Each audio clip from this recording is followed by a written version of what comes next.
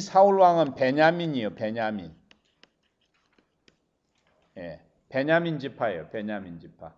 아이고, 베냐민을 그냥 그렇게 보고 싶어가지고 42장, 창세기 43장, 44장, 45장이 베냐민 이야기예요. 그게 요셉이 동복 아우 그것을 해서 막 그때까지도 이게 요셉은 막 그냥 권모 술수를 쓰고 그러지 않아요. 막 그래서 형제들을 속이고 말이지요. 자루 속에 뭐 집어넣고 요셉 그게 아주 맹물이에요. 그게 부모한테 말도 안 하고 이국에서 지 혼자 결혼을 그냥 하는데 누구하고 했어요? 예, 애굽의 제사장 온 제사장의 딸하고 결혼을 했어요. 예, 요셉을 본받기를 원합니까? 요셉을 두드리는 학자가 그런 말을 했어요. 아마 개종시켜가지고 결혼했을 것이다. 베냐민 지파 참 아름답게 연민의 정이 있게 그렸습니다. 그런데 사울이 등장할 때 얼마나 아름답게 등장합니까? 다른 사람보다 출중하고 효심이 극심해가지고 특심해가지고 아버지의 그런 가축을 찾고 사무엘을 만나가지고 따로 말이지 성소의 옆에 방에 가가지고 막 그 고기에 넓적자리 주면서 먹으라 그러고 말이지요. 막 사울 앞에서 그냥 변명해서 막 사울의 리더십을 높여주고 그럽니다. 그런데 사울의 퇴장은 참으로 처절하게 퇴장을 합니다. 등장에 화려한 지도자, 퇴장에 참혹한 비극적인 지도자 사울이, 베냐민 지파의 사울이요. 그런데 사도 바울도 이 사울 이름을 따지 않았어요. 그러니까 뭐 요셉, 뭐 요한, 다니엘, 뭐 아나니아 그런 게 해도 괜찮아요. 사울도 사울이라고 그랬잖아요. 사울 왕. 예. 그런데 이미 성경이 얘기하고 있습니다. 창세기 49장. 창세기 49장에서 야곱이 아들들을 12아들들을 쭉 축복해 줄 때 유다에게 홀이 끊어지지 아니하리라 그랬어요. 그전 개혁판에는 규가 끊어지지 아니하리라 그랬어요. 규. 그 다음에는 홀이 끊어지지 아니하리라. 개혁 개정판에는 홀이 끊어지지 아니하리라 그랬어요. 다 같은 말이에요. 왕이 앞에 들고 있는 거예요. 그건데 뭐 귀니 홀이니 그게 나무로도 만들고 옥으로도 만들고 쇠로도 만들고 금칠도 하고 뭐 그랬다고 그래. 중국 어때에 있었다가 뭐 또 없어지기도 하고 그래. 나중에는 또 달라졌어요. 왕만 들었다가 나중에는 또 신하도 들었다고 그럽니다. 그거가 백과사전에 찾아보면 다 나와요. 그런데 막 그런 걸 고집들을 해요. 막 이거 그래서 참 할 일 없는 사람들이다 생각합니다. 거기서 말하고자 하는 건 뭐냐? 유다의 후손을 통해서 메시아를 주겠다고 하는 것이지 규가 뭐 홀이 뭐 중요한 게 아니란 말이요. 그런데 과연 사울 다음에 유다 지파의 다윗이 왕함으로 20명의 왕이 등장하는데 아달랴라고 하는 여왕 외에는 전부 유다 지파 다윗의 후손이라 그 말이에요. 다윗의 후손. 그러면 홀이 이 규가 홀이 끊어지지 아니하리라 그랬는데 왜 스드기한테 끊어져 버렸냐 이거지요. 거기서 말한 건 메시아의 영적 왕.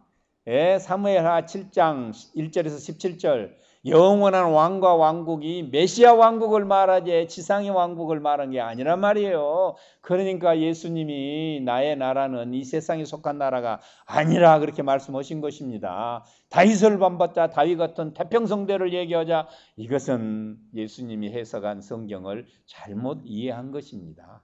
벌써 그때도 하나님은 영원한 왕과 왕국으로 그리스도의 왕국을 내다봤던 것이다. 이래 왕조 시대가 열리는데 왕들이 여기 있는 그 왕관들이 여러 개가 있지요. 유다 지파의 남왕국을 쭉 얘기해요. 아달랴를 제외하고 그건 아합의 딸이에요. 참 재밌어요. 아합의 딸. 그래서 내가 소설가에게 아달랴에 대해서 한번 하면 선덕여왕보다 훨씬 재밌다. 그렇게 해라고 얘기를 해줬어요. 장로 소설가인데 얘기를 했습니다. 그거 외에는 전부 유다 지파로 쭉 이어지지요. 그러나 지상에서 영원하지 않았다. 그런데 그들은 오직 다윗을 했다. 여기 있는 사람은 다윗이에요. 다윗. 왜 다윗이냐? 지금 이제 저녁 식사해야죠. 예, 저녁 식사하고 7시에 다윗의 얘기부터 제가 12과까지 하고 13과에서 16과까지는 또 우리 김관선 목사님, 산정현 교회 목사님이고 그 교회에서 아주 크로스웨이를 성공적으로 가르친 아주 야무진 그 유현종 그 소설가의 말은 그러니까 그 대조영 작가가 유현종이거든요. 그 사람 말을 빌린다면 아주 야물딱지게 생긴 목사님이 와서 저녁에 이제 2시간 계속 할 것입니다. 예, 7시에 다시 시작하겠습니다. 하나님의 구속사 섭리의 패턴은 가정구소 속에서 전개됩니다. 족장을 중심으로 구속사가 약 300년, 족장시대를 290년이라고 그러는데 BC 2166년 아브라함이 태어나서부터 야곱의 66명의 가솔이 애굽에 내려가는 BC 1876년까지를 족장시대라 그럽니다. 그 290년이죠. 약 300년간 족장시대. 그리고 애굽에서 430년 그것은 어떤 체제가 세워져 있지 않는 그 후에 광야에서 지도자 체제로 광야에서 40년. 가나안 복지에 들어와서는 재판관을 세웁니다. 사사가 재판관 아닙니까? 재판관. 그래서 가톨릭에서는 사사기를 판관기라 그럽니다. 판관기.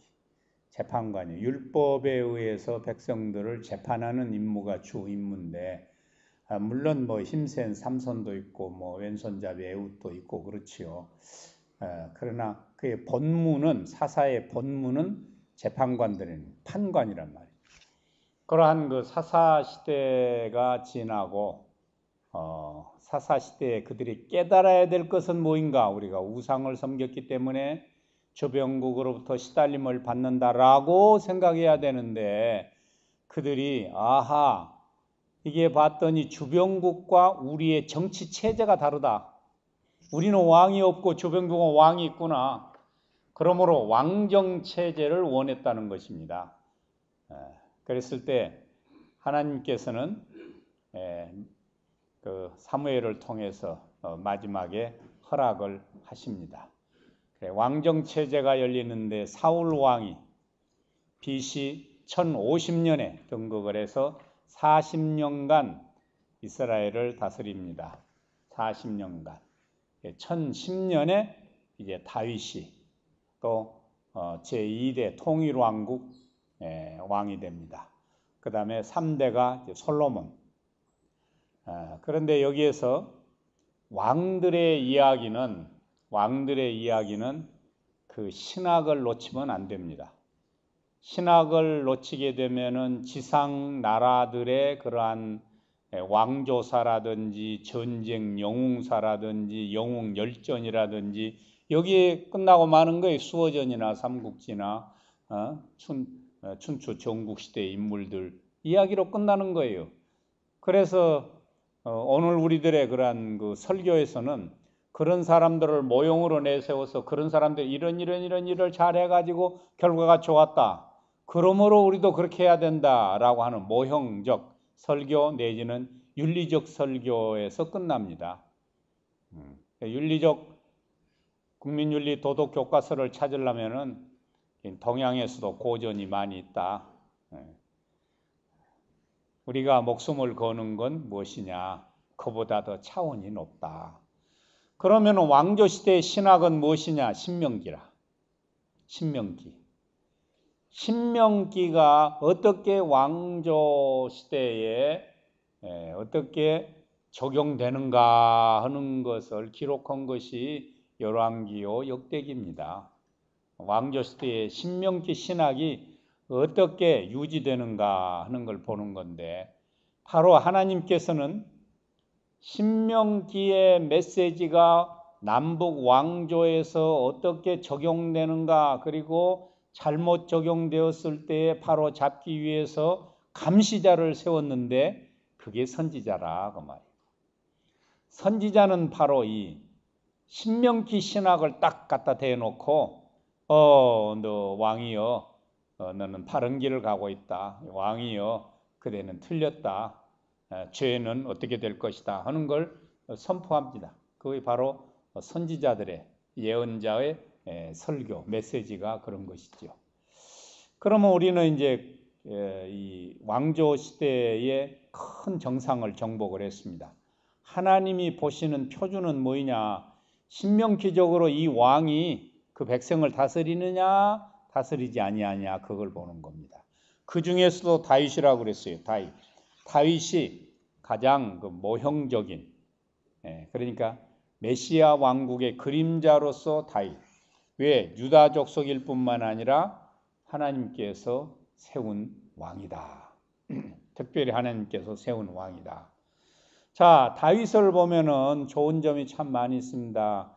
헤브론에서 만 7년 있다가 여부스족을 쳐부수고 예루살렘에 와서 왕도를 세움으로 예루살렘이 합법적인 한 장소가 됩니다. 신명기 12장에 너희들이 가가지고 여러 군데서 제사 지내지만 나는 받지 않겠다. 딱 한 장소에서만 제사를 받겠다. 제물을 받겠다. 하나님이 그랬어요. 여러 번 나옵니다. 18번 이상 나옵니다. 신명기에. 그 일을 누가 했느냐? 다윗이 했어요. 예루살렘에서 합법적인 제사 장소가 된 것입니다.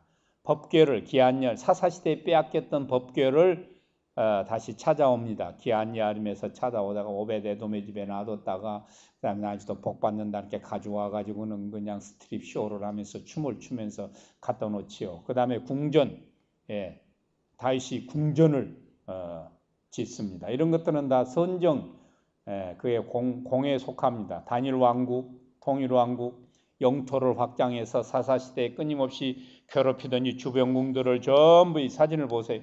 그림을 보세요.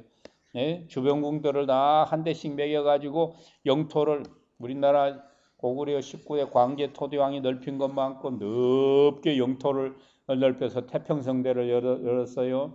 또 뭐 잘못한 거 있지만 나단이 자기 스캔들을 공격을 했는데 그래도 그걸 잘 고맙게 받아줘 가지고 40년 동안 나단을 궁중 선교사로 썼습니다. 어떤 명분을 씌워서라도 다 죽이거나 귀양 보낼 수 있는데 궁중에 그대로 주었어요. 대인은 대인이지요. 다윗이 참 큰 사람이다. 사울의 그런 유족들을 잘 예우를 해줬다. 그 다음에 잘못한 거 있으면 금방 그냥 회개를 했다. 눈물을 흘렸다. 성전을 위한 여러 가지 사전 준비들을, 재료들을 다 해놨다.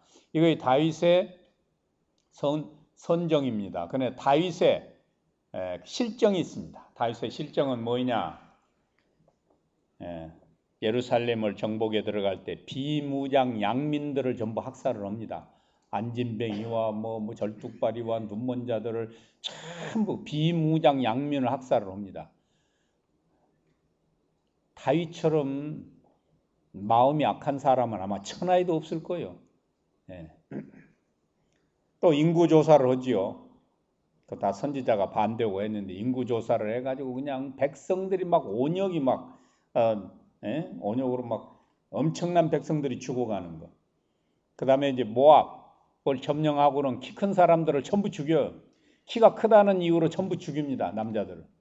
그 다음에 이제 말의 그 뒤에 그 뒤 힘줄을 다 끊어버립니다. 군마로 쓰지 말라고. 다윗처럼 잔인한 사람이 천하에 또 있을까요? 자녀들 교육도 잘못 시켰을 뿐만 아니라 그래서 그 다말 그래서 왕자들의 난도 나고 그러잖아요. 압살롬의 왕 암논이 다말을 겁탈하는 그런 장소를 마련해 주는 데는 참여해 놓고는 나중에는 징계도 안 해요. 이 다윗이 참 희한한 사람이에요. 사람이 죽을 때는 좀 선해지는데 죽을 때 살인지령을 내리는 겁니다. 그 솔로몬에게 요압 장군 죽이래 그러는 거. 요압이 누구예요? 자기를 위해서 40년 동안 피비린내 나는 전쟁에서 그 위험을 무릅쓰고 전투를 감행했던 군사령관 또 친척이기도 하지 않아요? 근데 저 요압 장군 죽이라. 하나도 아니 시므리도 죽여버리라. 우리가 잘 아는 밧세바 사건. 한 여인을 범했다는 것으로 끝납니까? 그 남편을 말이죠. 살인 지령을 내려가지고 공모를 군사령관하고 요압 장군하고 공모를 해가지고 적진 깊숙이 집어넣어서 전사하도록 만드는 거예요. 말년엔 우상 숭배에 대해서 너그러웠습니다.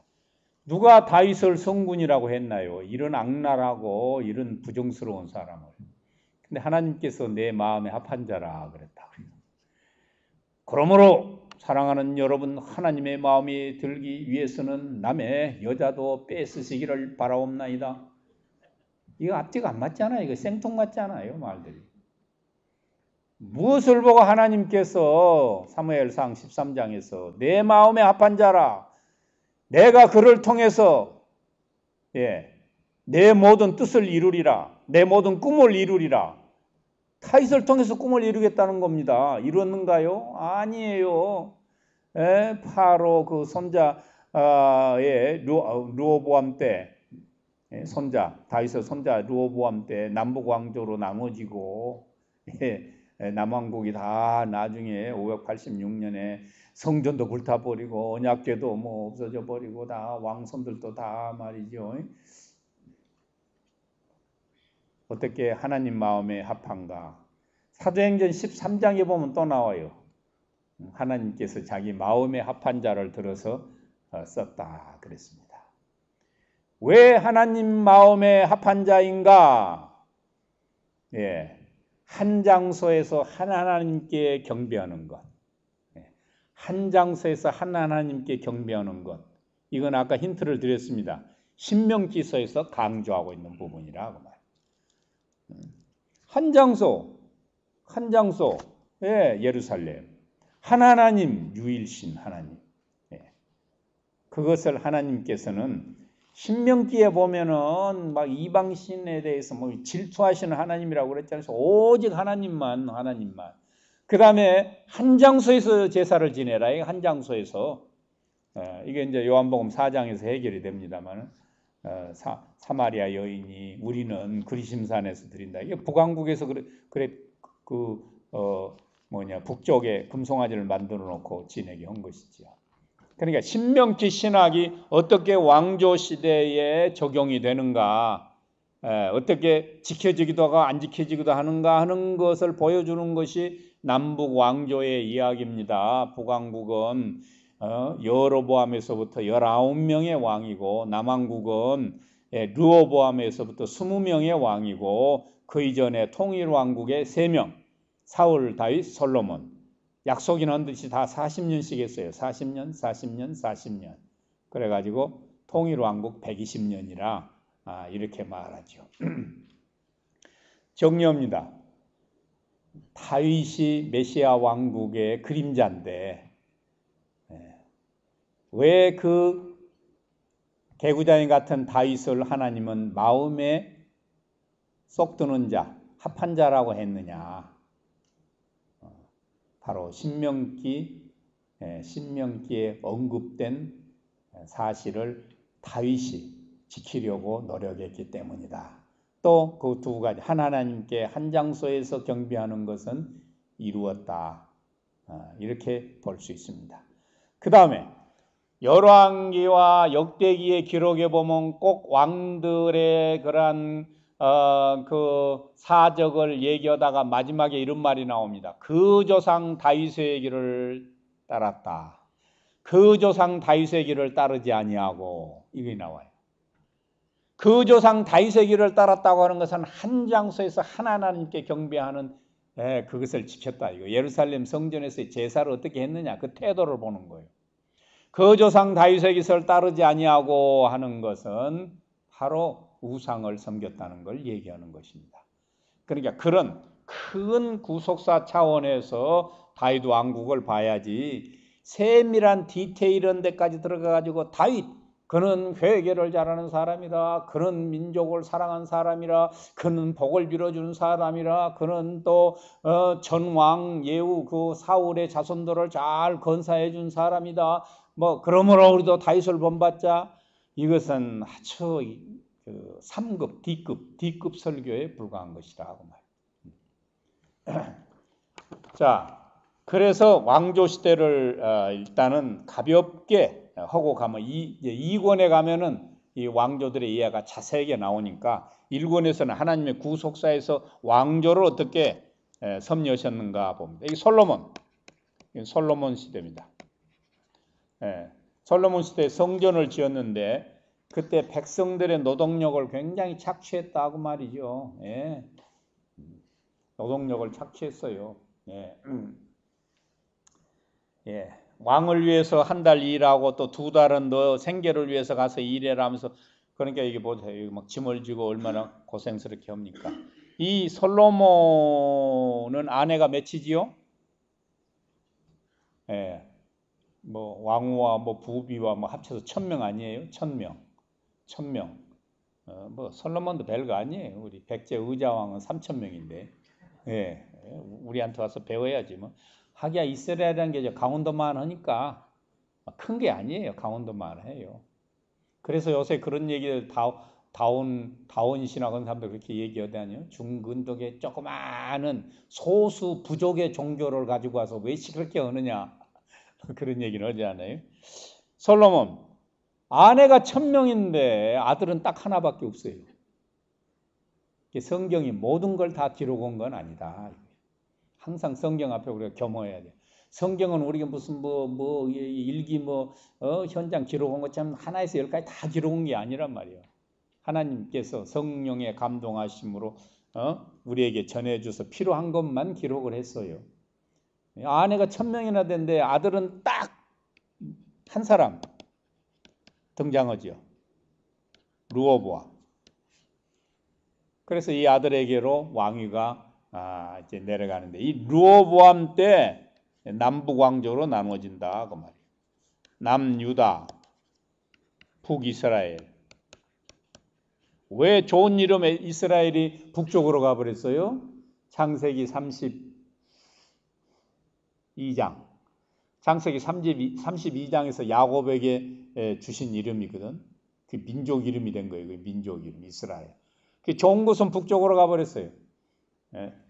남유다. 왜냐하면 이 유다, 여기 유다 지파, 베냐민 2지파만 남쪽이고 10지파가 북쪽이에요. 그러니까 이스라엘이 북쪽으로 간 거예요.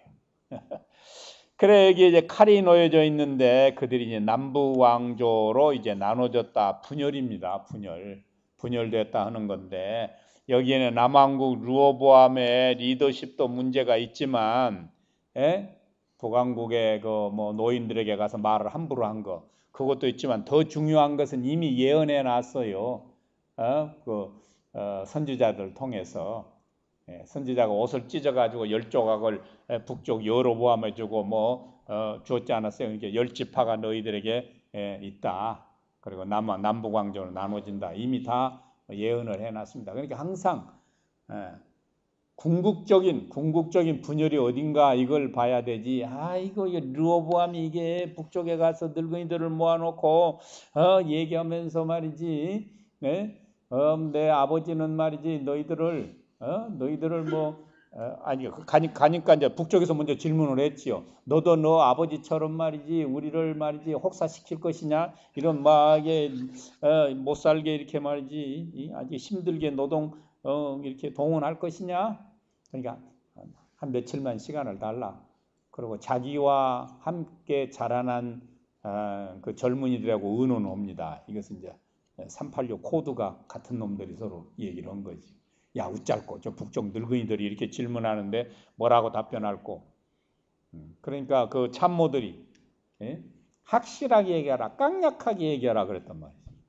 그러니까 가가지고 북쪽 늙은이들에게 우리 아버지는 너희들을 채찍으로 다스렸지만 나는 정갈로 다스리겠다. 정갈은 물리면 다 죽는 거예요. 그냥 그러니까 북쪽에서 말이지, 북쪽 그 원로들이 야 우리는 다윗가하고 솔로몬가하고 아무 업이 없다 그러면서 잡아 죽이려고 그러니까 빨리 도망와 가지고 예루살렘에 가서 왕자의 보좌에 앉는 것이 남왕국 유다예요. 그 남왕국 유다 첫 번째 왕이에요. 르호보암이. 북왕국에서는 그 솔로몬 때 늘 말이지 망명이나 가 있고 하던 여로보암이 왕위에 올랐어요. 초대 왕. 여로보암 1세가 되는 거예요. 그건 직접적인 동기지만 성경에 보면 이미 그렇게 나눠질 것을 예언했어요. 왜? 우상을 섬기기 때문에 남북왕조로 나눈다 하는 걸 얘기한 것입니다. 이런 왕조사 얘기들을 할 때에 다음에 나오는 이 표들을 사용하면 좋습니다.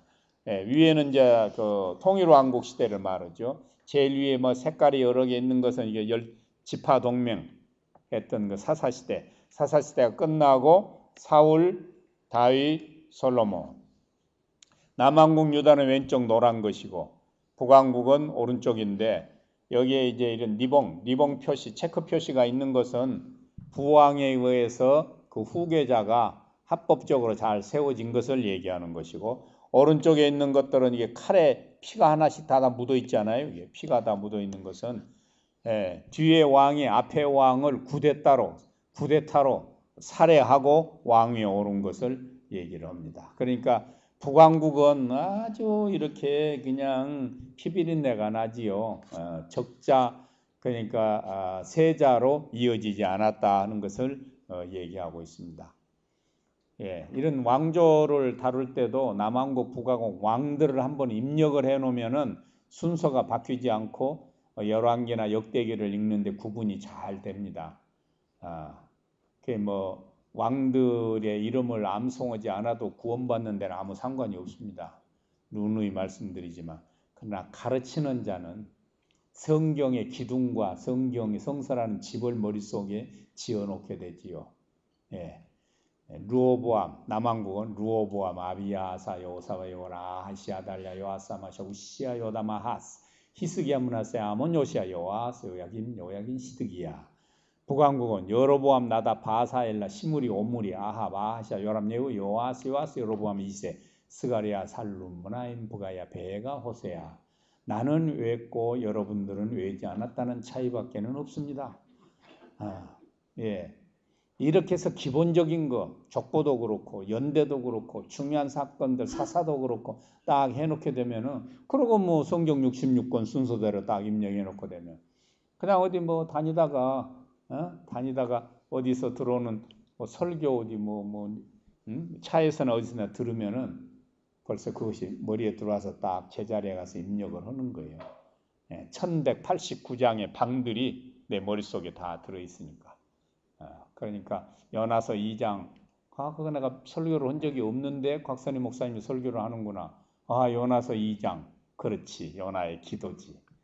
그러면 내 머릿속에서 그 연하서 2장의 그 방에 파일이 딱 하나 들어가 박히는 거예요. 필요할 때 내서 쓰는 겁니다. 그런 인프라가 전혀 말이죠. 이런 골격이 하나도 없는데 들으면은 금방 그냥 감동받는 것 같은데 그 뒷날 일어나면 깨끗하게 썰물로 다 없어져 버리고 또 이것 잡은 것 같은데 또 이쪽 줄이 하나 나타난 것 같고 그래요. 아무리 누가 떠들고 춤추고 요란스럽게 바람을 일으킨다 하더라도 내가 1189장 내 칸이 머릿속에 다 들어있는 그러니까 저는 목회자도 아니고 신학자도 아니지요. 책을 만들어서 파는 출판업자 잡지하는 잡지인이지만 이렇게 강의를 할 수 있는 거예요. 이제 여러분들이 이제 노하우는 크로스웨이를 하면서 필요한 것들은 딱 입력을 해 놓으시고 크로스웨이 교재가 완벽한 교재는 물론 아닙니다.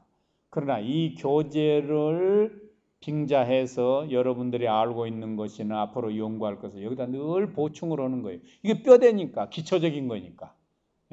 그렇게 되면은 무한히 확산할 수 있다 하는 것을 말씀드리고, 그런데 그 왕조 시대가 어떻게 됐느냐? 바로 신명기의 그런 그 신학이라고 그랬습니다. 신명기는 어떻게 해요?